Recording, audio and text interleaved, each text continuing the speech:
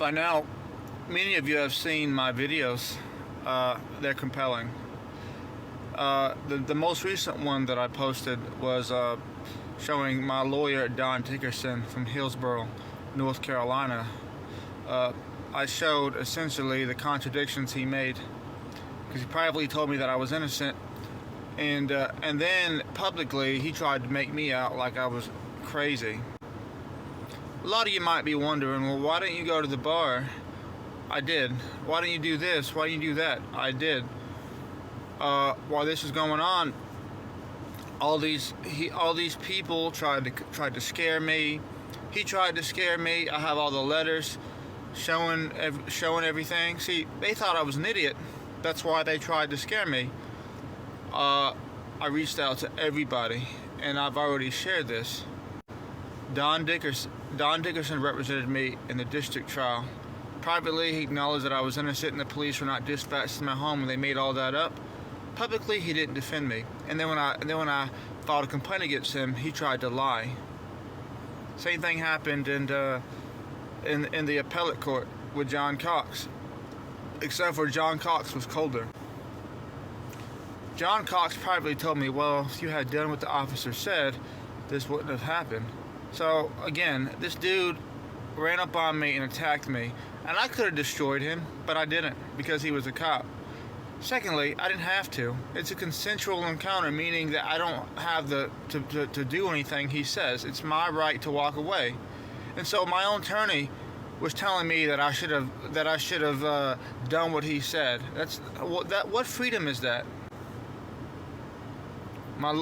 He failed me. I filed complaints against him as well.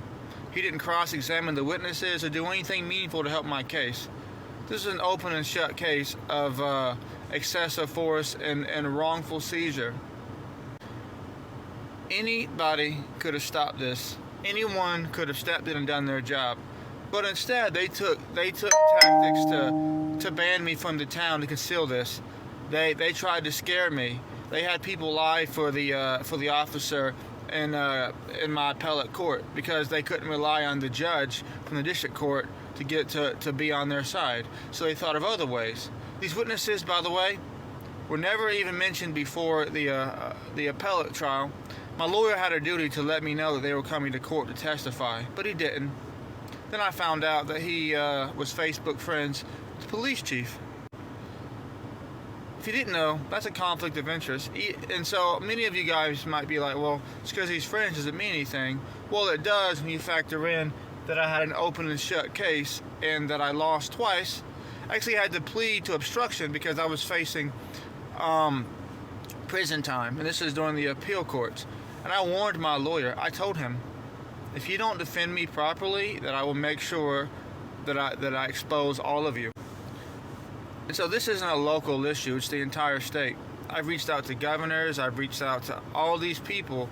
All that they could have done something, but instead they make excuses. They've told me, well, we can't get involved, it's a local issue. Now I want you to understand, everyone watching this, they have the power to call in for an internal investigation. Anybody, well, I'm not going to say anybody, but the majority of people in the government on a state level, they have that ability. But see, because most of these people are their friends, they chose not to. They'll only wait until they have no choice. And that's what I'm tired of. This is the issues that many of us face, is that when the government commits crimes, they're slow to act. And the reason they're slow to act is because they're all friends with each other, the SBI, all of it. I've already explained this numerous times.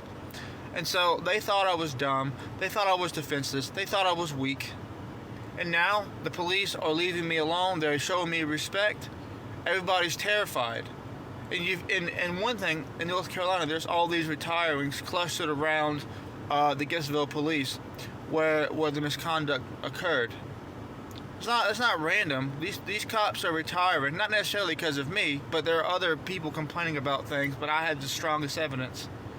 They're retiring to save their careers, is what I suspect. I can't fully prove it yet, but time will tell. So I'm making these videos to expose them, and I'm going to make sure that everyone is held accountable. I want to bring the whole damn state down for what they did, because this is bullshit.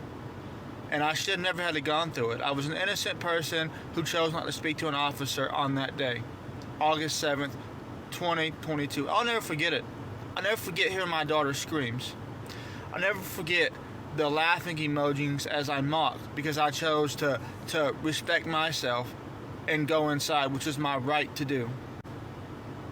So all these ass-kissing cop lovers who ignore clear evidence and mock me, I don't care. I'm going to keep sharing until I get justice for what happened to me and my family. And I hope that others get justice. I hope that others have the courage to come forward and share what's gone on with them. I will help you. Watch my videos and you learn from me. Reach out to me. Message me. Well, don't privately message me. I get like hundreds, thousands of messages. But comment on my videos. I'll respond.